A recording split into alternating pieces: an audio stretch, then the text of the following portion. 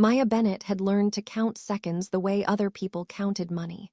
Precisely, with suspicion. The first time she ever timed a breath against the beep of a monitor, she was 19 and her mother had a hospital bed at the foot of the hospice ward. The second time she timed a breath it was because a man in a leather jacket had said, "You know who your brother is mixed up with."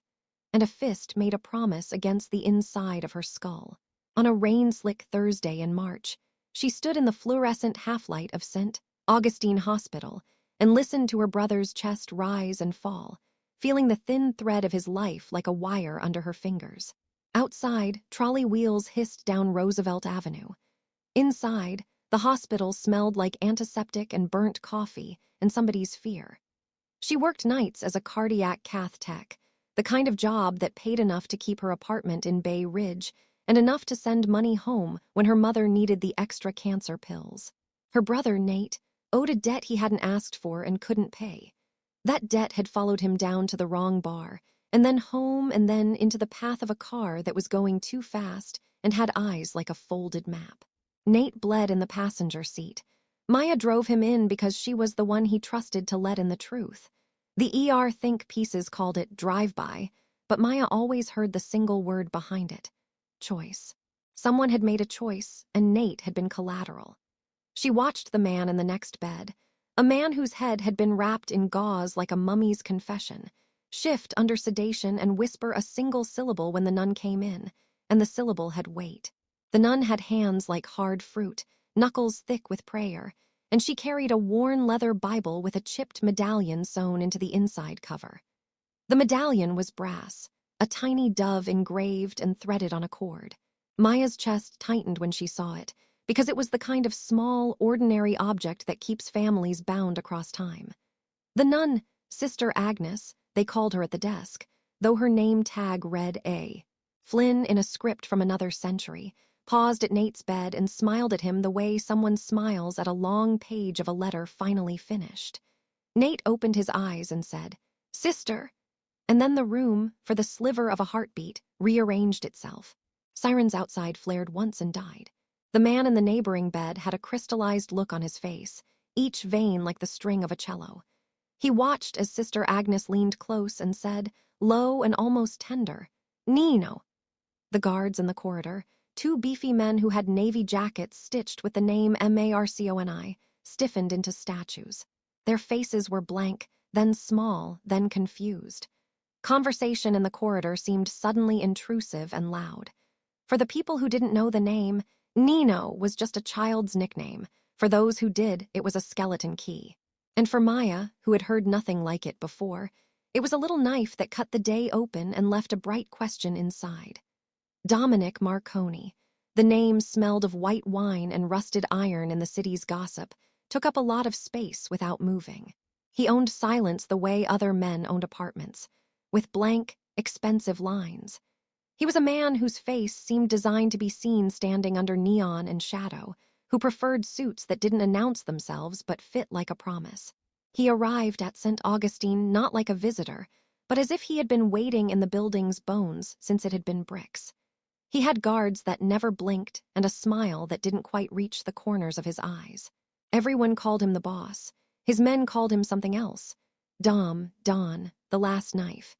He had the sort of past the city likes to tell children about in whispers, a past that involved names with accents and fast money and an old ledger people pretended not to read. The nun called him Nino, like a bell tolling someone else's weather. He blinked, and for the first time since the cameras had learned to love the city's underbelly, Dominic Marconi's face lost its mask. There was a flash, memory, maybe regret, behind his pupils. His guards' shoulders dropped as if a current had passed through them and they had been warned. One of them, a young man with a crew cut and a watch with a gold face that never left his wrist, looked at the nun and then at Dominic, asked nothing and understood less, and the information hung loose in the room like smoke.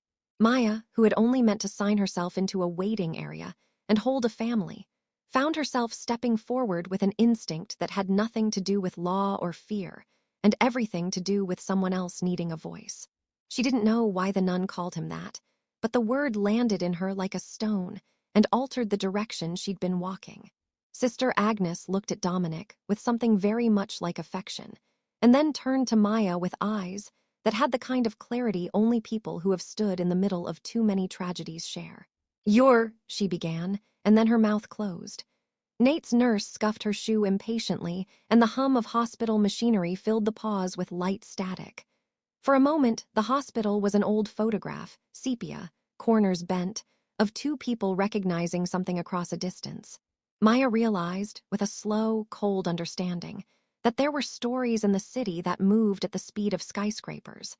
The ones printed in ink and read by a million faces. And then there were the stories that moved at the speed of a child's whisper, the ones made from names passed under breath like coins across a palm. The first reveal came in the shape of an old photograph. A pieced-together thing Sister Agnes drew from her purse like a secret you hide in a bobby pin. The photo was black and white. Two boys sat on a stoop with knees scratched and hair that would not be tamed. One of them had the barely developed jawline that Dominic carried now. The other had eyes were like glassy marbles. Someone had scribbled a date along the bottom in faded ink. Sister Agnes presented it with hands that did not tremble, but that trembled nonetheless. Dominic looked at it, and his jaw tightened in a way that spoke of decades of restraint. Maya's breath lodged under her ribs. The photo was a hinge, and the hinge swung. A small reveal, but a reveal nonetheless. Dominic and Sister Agnes had a history that was older than the city could remember. The guards' edges softened, and their posture became less martial and more reverent, as if a priest had entered the sanctuary with a psalm.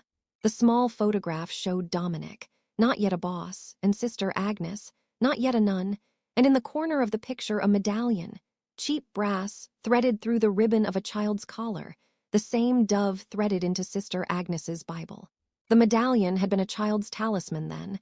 It had become, in the years between the squeak of those stoop steps and this sterile hospital ward, an anchor. Nate's pulse steadied. They patched him up. The ER team moved with the practiced choreography of people who perform stabilizations like prayers. Maya hovered, because she had no other skill to offer that night beyond presence and a list of phone numbers she had memorized. Dominic sat very still, while the hospital's fluorescent lights made a necklace of tiny scars along his throat. He was quieter than the guards, as if silence could fix what noise had broken. Once everyone had signed waivers and filled forms and been given consolations in the shape of coffee and pamphlets, Dominic stood, and with a voice that sounded like coins sliding across a marble floor, he said to Sister Agnes, "You shouldn't be here alone, Nino." The guards, confused in the doorway, watched the woman they'd been told to ignore fold her hands and reply, "Neither should you." 2 days later, Maya found herself on the wrong end of a story she hadn't known she'd written. Her brothers' names, who he'd been with and who he'd pissed off, were on the city grapevine in bold type. Nate Bennett, 24, involved with Marconi crew. The police knocked not to be kind but to be efficient. Detective Ramon Hayes, who looked like someone who'd been swallowed by his job and then spat out in neat reports, took down her statement with a doctor's precision. He was kind in the way professionals are when they've learned how to keep their own heart in their pocket during what they do. He looked at Sister Agnes's visit on the surveillance camera and asked, without accusation, but with the calculation of someone tallying evidence, "You know who that was?" Maya said she didn't. He leaned in like someone trying to catch a train by its caboose. "You're from Bay Ridge," he said. "You know who's involved. That Marconi guard, watch bracelet, Taylor or Tyrrell, he's a name in the reports. The boss himself, Dominic Marconi, he's been tied to a lot. Why did a nun call him Nino?" Maya couldn't answer. She had less to say in legal terms and more to say from a place that smelled like grief and borrowed money. Instead, she showed Detective Hayes the photograph Sister Agnes had given her, and when he saw it, his eyes narrowed into a set of angles usually reserved for geometry classes. "This changes things," he said. "This makes him human in the middle of a ledger." A ledger became the second motif, introduced with the soft clack of a desk drawer. The ledger was a physical book kept by a mid-level lieutenant at Marconi's, small enough to be considered a ledger at a used bookstore and thick enough to hold a family's worth of signatures. Detective Hayes promised that he'd try to find it with a procedure-read dignity that smelled like bureaucracy and coffee. For Maya, a ledger sounded like proof. For the city, it sounded like a paper cutter. 2 weeks later, a quiet man with a hunger in his eyes knelt in front of Maya's apartment door. His name was Enzo Valenti. He had a voice like dry leaves and the small, worried manner of someone who had been tasked with impossible errands for years. He said he had a job to offer her not because he wanted to recruit her into the family, but because he needed a person with a certain kind of nerve. He'd been a driver for the Marconi crew once, he'd said. He still owed them the kind of favors that buy silence. Dom's been asking questions, he said. The ledger's got entries that ain't supposed to be out. The ledger is someone's heartbeat on paper. He paused, and when Maya asked who would keep a ledger in a world built on memory and muscle, he said, "A man who likes things counted." That night, she could not sleep. The city outside was a smear of honks and neon.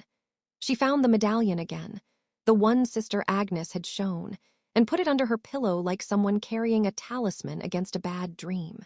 The medallion warmed against her skin, and she went to sleep with impressions of 2 boys on a stoop and a nun's confessional eyes.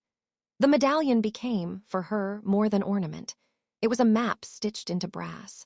She dreamed of Dominic as a child, scraping knees, the medallion catching sun. She dreamed of a ledger where names walked like insects across pages, and of Sister Agnes with a ledger of her own stitched into a Bible. Enzo was right in one way and wrong in another. The ledger existed, but not like a public account book you could find at a desk. It was digital in places and analog in others. It lived in a small room with a false back in Marconi's old warehouse on the Hudson, a place people used to store crates, but now used to store memory.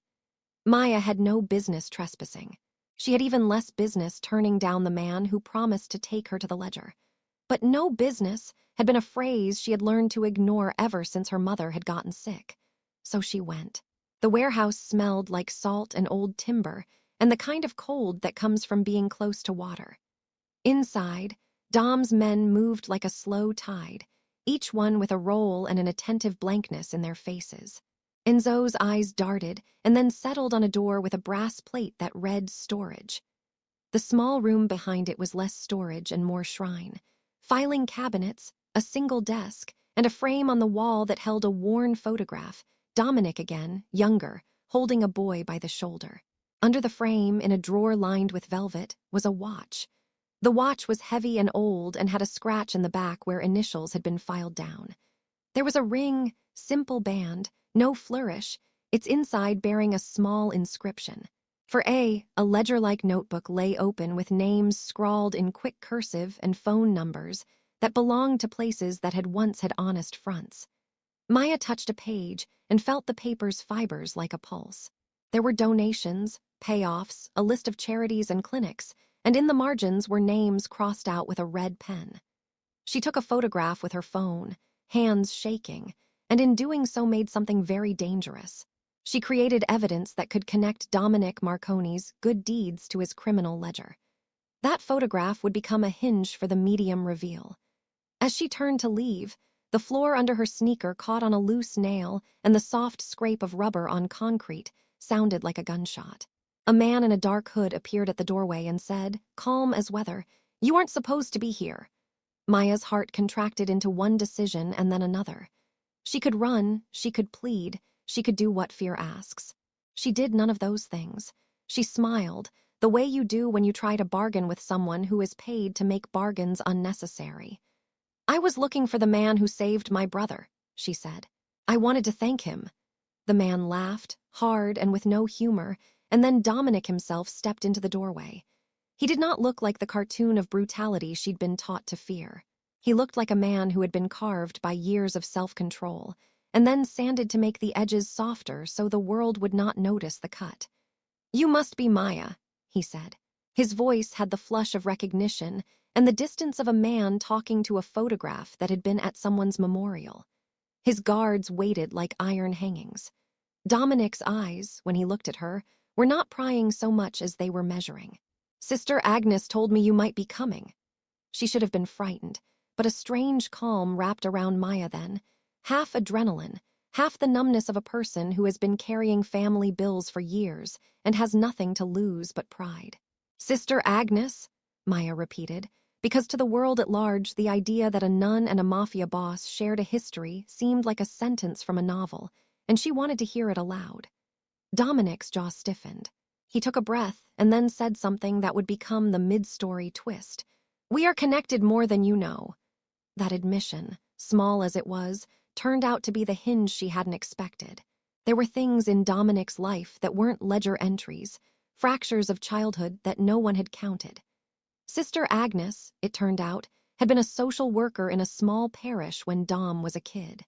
The parish had taken in stray boys after the factory closed, and the city shifted people like chess pieces.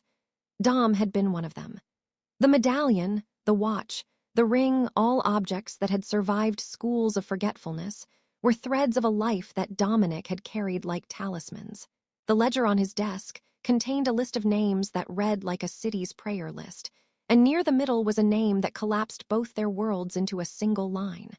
Maya Bennett.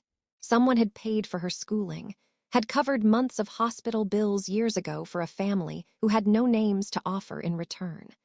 Her family's debt had been settled long before Nate had become someone who owed a favor to a man in the wrong alley. She had assumed that debt was a kindness with no string. She had been wrong. The medium reveal, Maya's family's past had been entangled with Dominic Marconi's attempts at redemption. His ledger contained payments tucked under charity and education that had kept her mother's treatment afloat when they had run out of options. The ledger had a name, her mother's maiden name, next to an amount stamped on a day that matched a memory she had of a nurse with a radio voice. The realization hit her like ice. For years, she'd thought the world owed them nothing. Now she found it had been paid for, in part, by the man whose name had been spat in police reports and whispered on the street.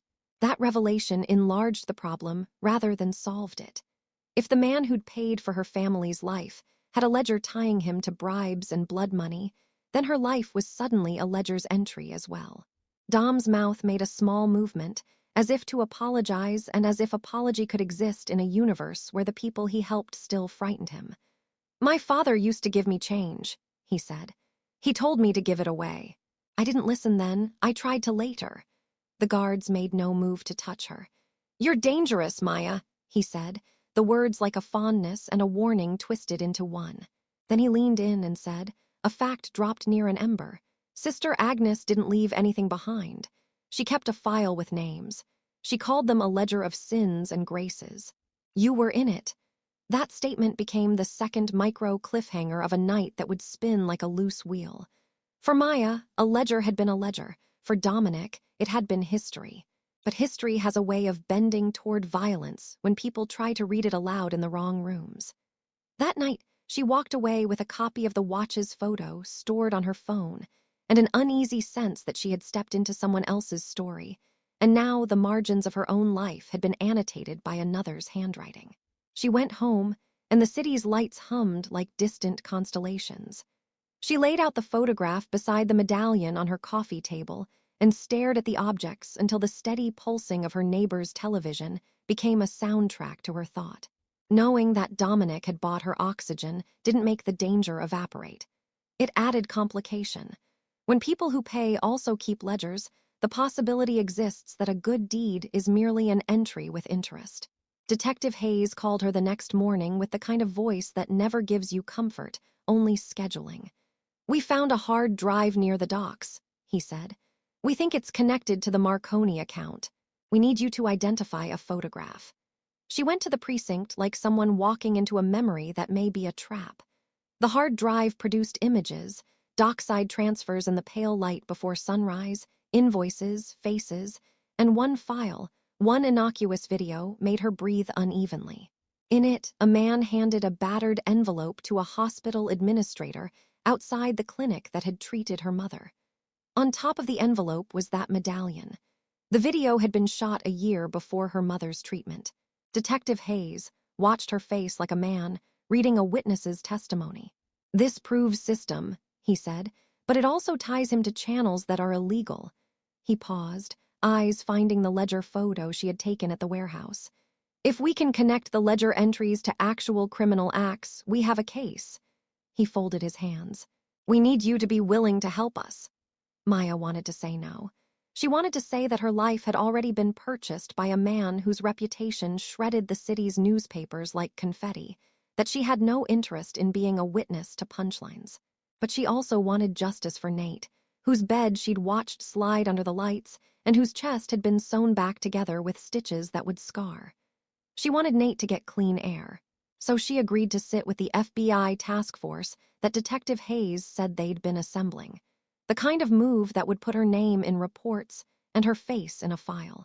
In the room, there were men who drank too much from the well of procedure and women who were sharp as cracked glass. There was Agent Leela Morno, a woman who wore her hair like a helmet and a smile like a calculation. She understood what fear looked like. She had built a career from it. "We can protect you," she said, and there was a pragmatism in her voice that felt almost like a promise. The third reveal, game-changing, didn't come from the ledger or the hard drive, at least not at first. It came from a lab report. DNA doesn't lie unless mishandled, and the lab had a nose for the truth. The sample they'd pulled from an old ring in Dominic's possession, sweat residue under the band, a small human signature left like a whisper, matched a blood sample in the database. The match was not to Nate or Maya. It was to someone Maya had been told was lost. The name on the old parish register had been Francesca Marconi. It was, in fact, Maya's mother's childhood name. The lab result lit up the room with a kind of clarity that rearranged every piece of paper on every desk. That one line, genetic markers matching, collapsed several versions of reality into a single, loud truth. Maya was related to Dominic Marconi. The news felt like an object hitting her chest. If the ledger tied him to her past, the DNA tied him to her blood.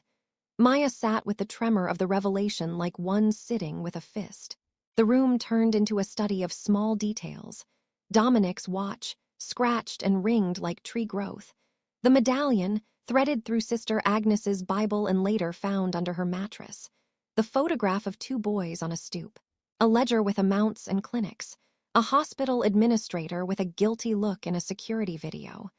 The hard truth. Her existence had been a collision of good deeds and bad means. Her mother had been helped, which had saved her life. But the help arrived on the back of a ledger that also paid for things that had no faces and no excuses. The revelation altered the stakes in a way that demanded action.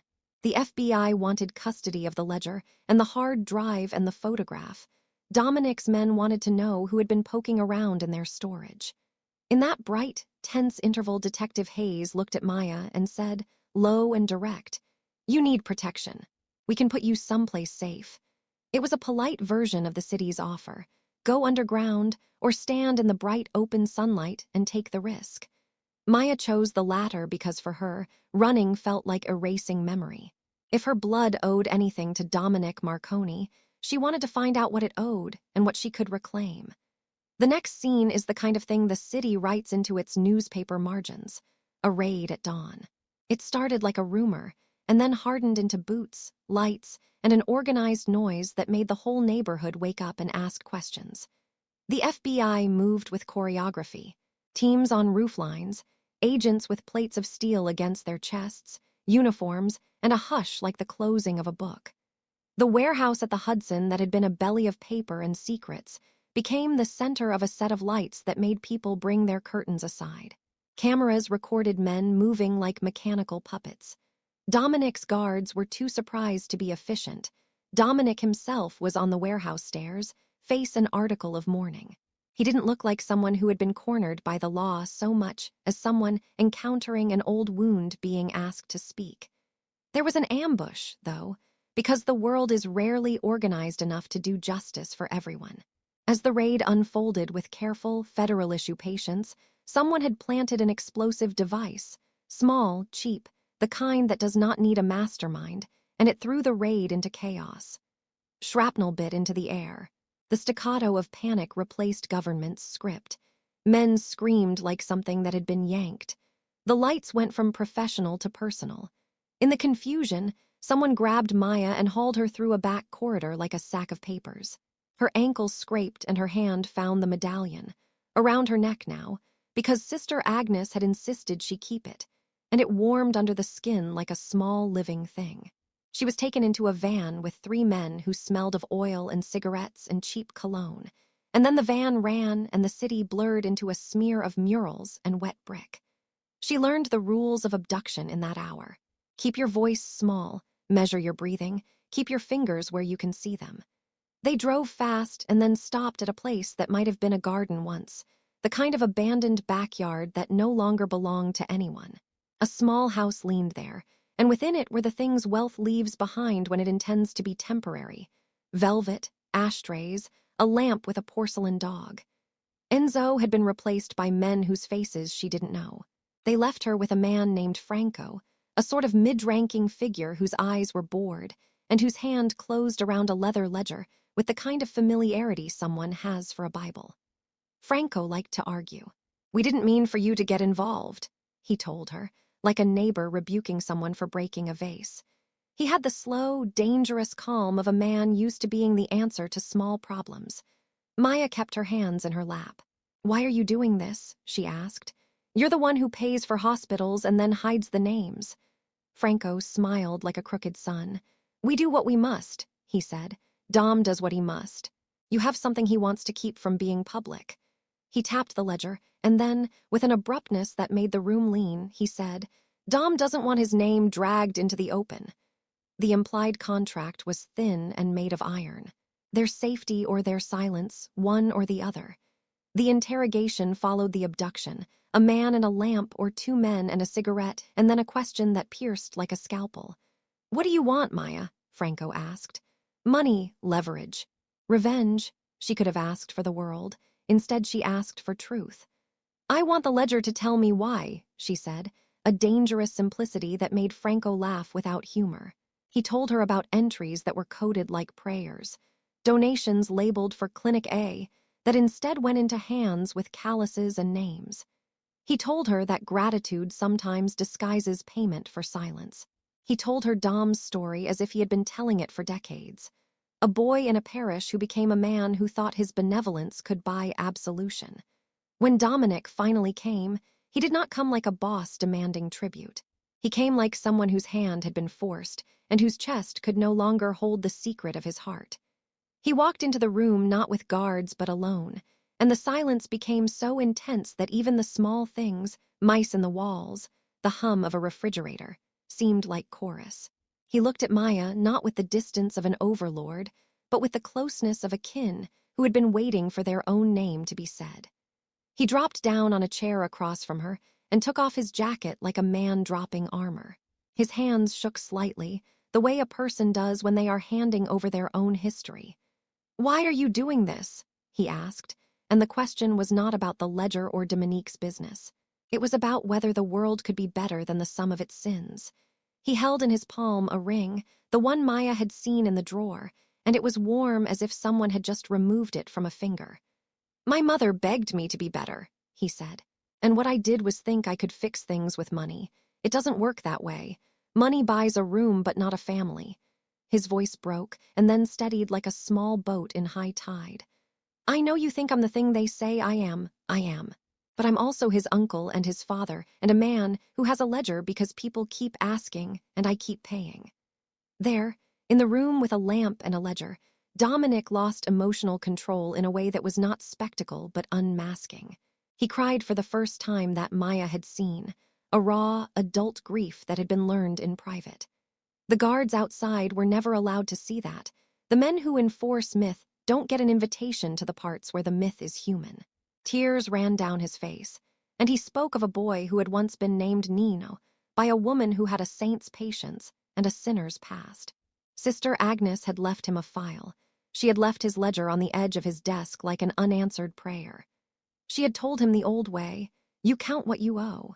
He had been keeping score and paying in installments, and somewhere between the entries and the receipts he had grown a bureaucracy of apologies. It was in that soft, broken moment that Maya stood up. The protagonist's key moment was not the detective's calculations or the raid's choreography, but the small, human spine that made her rise out of a chair and look Dominic squarely in the face. "You helped my family," she said, voice steady though her stomach trembled. "You saved my mother, but your money also came with people getting hurt. That ledger doesn't just show where you gave. It shows where others didn't get to live. The words were a small, fierce justice. Dominic listened like a man accepting either absolution or condemnation. "You want me arrested, then?" he asked. "Or do you want me to change?" She thought of Nate in a hospital bed and of the ledger's margins filled with names crossed out. She thought of Sister Agnes's medallion and of a photograph of two boys on a stoop. She thought of her mother's hands, which had smoothed out a world no one taught her how to fix. "I want both," she said. "I want the ledger to be turned over. I want the names to be known." It was a stand. In a room with 3 men and the city's rumor in the air. She told Dominic to surrender the ledger to the authorities and to allow the truth to be behind bars if necessary. For a while he didn't speak, because the question asked him to unwrite himself. He reached into his pocket and placed a hand on the table and then, slowly, took out a small folder, old manila with the kind of creases that mean secrets had been read many times. Inside were pages and then a flash of a photograph showing a girl with dark hair and the medallion at her throat. He slid it across the table. "This is my ledger," he said, and he hesitated long enough for the room to breathe. "It'll lie in court if it must," he said finally, "but it will also show you everything." Dominic's decision led to an uneasy alliance with the FBI. He turned over hard drives and paper copies and even agreed, with a face that held a kind of shame, to testify to the fact that he'd been paying money to conceal crimes. The raid's chaos had not altered the law, but it had made the ledger's pages more susceptible to being read. When the files of Marconi's finances were opened in a city courtroom, they looked like a map of a wounded metropolis. Donations to clinics, transfers to service workers who disappeared, and payments to men whose names were only shadows. The public aspect of the climax required proof, evidence, and then a prosecutor who knew how to tie scales to words. The personal aspect needed a different kind of closure. In front of the cameras, Dominic looked older than his police mugshot had ever shown. He wore a suit that didn't quite match his expression, and he spoke with the slow cadence of a man offering a truth he had rehearsed in a mirror until it stung. "I am responsible," he told the press. "I did what I thought would make things right. I was wrong." The city wanted him to be a single thing, a monster or a philanthropist, but people are never solely one story. The public hearing was a spectacle and a reckoning. Testimonies slid into one another like slices. The ledger, the donations, the clinics. People spoke about money and power and the way favors are currency in some neighborhoods. Detective Hayes watched, pen poised, as Dominic accepted responsibility for paying to hide transgressions even as he named those he'd bought silence from. The law moved its complicated gears. In private, there were other reckonings. Dominic went to trial for his role in the cover-ups and lesser charges. He pled to some and fought others. The ledger's names produced other arrests and, in some cases, convictions. The mid-level men who had once thought they were essential discovered they were expendable. Some took plea deals, some were sentenced. The public payoff was a set of indictments and sentences that, in the daylight, looked like an attempt at repair. For Maya, public justice arrived with a flatness and a noise. The personal cost was more complicated. Her brother's attacker was named and arrested in a different set of hearings that had been bolstered by the ledger's entries. The ledger's math finally paid out in legal currency. The final moral turn had to do with choice more than justice. At the last hearing, after pens scratched and gavels rested, and justice had been served in a way that doesn't always equal mercy, Maya found herself standing again in front of Dominic in a different room. He was no longer surrounded by guards, but by nothing, a man who had been admitted to a small mercy that reading and speaking had secured. A day in Florence and an invitation to say goodbye to the life he'd protected with a ledger. She had expected hatred. She found herself in an odd region of feeling that held both fury and gratitude. He had bought her family's time, and for that she could not pretend the man who had also ordered darkness away from the public domain had done no good. "Why call me Nino?" she asked, because all the questions left to ask had been asked in court, but the one that mattered, how a nun would call a criminal by a childhood name, hadn't been addressed.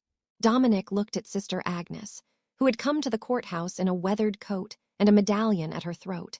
And the nun smiled like someone who'd carried two truths at once all her life. Because when we are children, names are small, she said. They are honest and they have no ledger. He was Nino when I knew him, and Nino is the only part of him that is allowed to ask for help. Maya realized then that the little motifs, medallion, ledger, photograph, watch, ring, had been braided into the story like a seamstress stitches pattern into cloth. The medallion had been Sister Agnes's original talisman, given to Dominic as a child and later worn as memory. The ledger had been the city's shadow accounting. The photograph had been the proof of childhood, when people had choices before the choice became a ledger entry. The watch had contained initials filed down, but held time like a secret. The ring had been a promise to someone who had died young. Each object appeared as evidence and as metaphor, and in the end, each was placed in the city's inventory of what could be forgiven and what must be named. The epilogue was not tidy because life rarely ties up its stories with a bow. Nate recovered slowly, scars both visible and invisible knitting at their own pace. He got clean from the street life that had nearly killed him and became, for a while, a different kind of ledger, a person who kept track of days. Maya returned to St. Augustine Hospital with a different way of moving through corridors. She paid back old favors by volunteering at the clinic that had once been on Dominic's list, the same clinic that had been saved by one of his donations. Dominic took the stand and gave testimony that made people cross themselves in the church pews and made politicians pretend to cough and adjust their ties. He went to serve time in a state facility, but he also went to seek the kind of atonement that can be done behind the small bars of conscience, writing checks of accountability and meeting the names he had once kept in margins and notebooks. Sister Agnes visited him, a ritual that confounded cynics and comforted children. She called him Nino in the visiting room, and he responded with a human smile. The guards looked confused for the first few visits, and then bored, and then finally like people who have long stopped being surprised by the human complexity behind crimes. Enzo, who had been a small connector in the story of their lives, left the life entirely and opened a small mechanic shop and learned to count honest pennies. Franco and several others were convicted and placed into the ledger of men who had to pay. Detective Hayes received commendations as people do when they make complex narratives fit into the neatness of law. Maya walked home one evening with a small plastic bag containing her mother's medication, and tucked inside, the medallion she had never meant to keep. She thought of Sergeant's coffee and the city's slick sidewalks, and how a child's nickname had cracked open an empire. She had once believed that the world paid little attention to mercy unless paid in cash. She learned in the slow unwind after the trial that mercy could also be a ledger entry reversed. People in the neighborhood began telling the story of the nun who had called the Mafia boss by a childhood name, as if it were a folktale that proved the city could be two things at once, a place that did harm and a place that tried to fix it. In the final quiet, Sister Agnes sat with Maya on a park bench and said, plain as daylight, names matter. They tell us who we are when the ledger leaves us. Maya touched the medallion and felt the small, similar reality that had guided people through the story like a heartbeat. Is he better? She asked. Dom, the nun smiled and shrugged in a way that conveyed both impossibility and hope. He tries, she said. Trying is the only thing I can ask of him now. Months later, on a gray morning that smelled faintly of rain and school books, Nate came to the clinic with banded hands and a job at a small warehouse. He hugged Maya as if he were returning a lost part of himself. Outside, a man whose face she might once have dreaded walked by with a limp and a watch that no longer gleamed. He nodded to her as if to say that a life can be repainted but not erased. The guards who had looked confused the first time Sister Agnes said, Nino, were now ordinary men with ordinary jobs and the kind of faces that carry the city's long memory. Dominic, when he wrote letters to the nun and to the parish, signed with a name that was both his and not, Nino, and sometimes Dominic. When people asked Maya to tell the story, how an old nun had called the Mafia boss by a childhood name and how the guards looked confused, she told them about choices and debt and the way objects carry history. She told them about the ledger and the DNA and the raid and the ambush. She told them about the night she had been taken and the lamp and the ledger and the way Dominic had cried. But she ended the story with the small things. Medallion warming under a pillow, a watch scratched for time, a ring filed down but inscribed with memory, a photograph of two boys sitting on a stoop. She told them that the world isn't a ledger, and that sometimes people who do bad things also do things that keep others alive. The city listened, because it always listens to the complicated narratives that keep people awake at night. In the end, the records in the courthouse showed a man paying for kindness and committing crimes. The ledger became a primary document in the book of the city's attempts to hold itself accountable. The public payoff was the arrests and the sentences. The personal payoff was subtle. A man who could not buy himself new bones learned to be small, and a woman learned that her family had been spared by a man whose sins had also cost people dearly. The names of those who had been hurt were read aloud in court and heard by those who loved them. The nun and the medallion became a shorthand for a moral mathematics that didn't always have clean answers. Maya's life did not revert to what it had been before those two boys sat on a stoop. Her debts were paid in part, and her bills in part. Her care for her mother continued, and Nate found a different rhythm for his days. She learned to live in the cracks of the city's map with a new kind of courage.